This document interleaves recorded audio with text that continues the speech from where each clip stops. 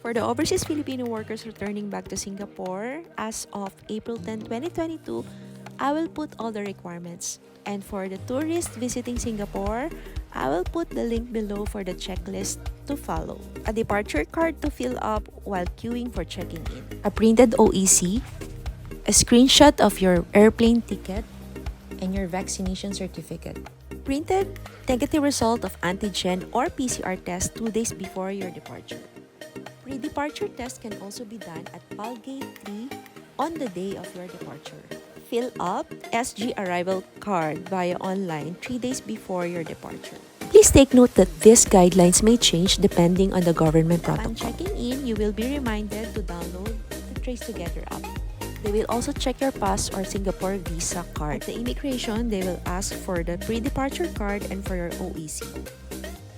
As of April 1, 2022, they shift vaccinated travel lane to vaccinated travel framework. Of our reopening, we will shift from vaccinated travel lanes to the vaccinated travel framework.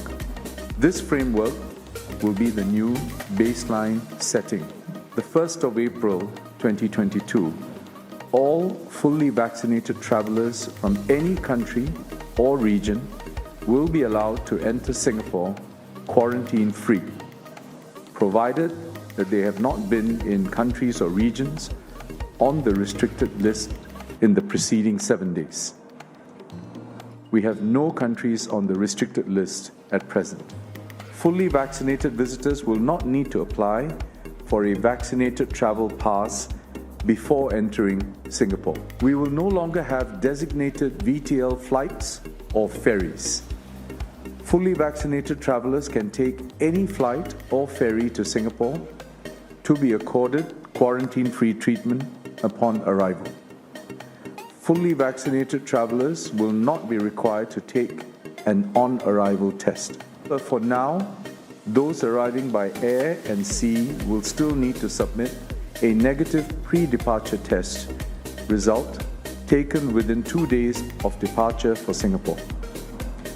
We will review this requirement in 2 to 4 weeks by mid-April. Seeing a lot of people in the airport, it doesn't seem pandemic to me anymore, except of course everyone were wearing face masks. You will see a huge signage asking if you have submitted your SG arrival card. If yes, you may proceed to immigration. If no, you may submit your SG arrival card.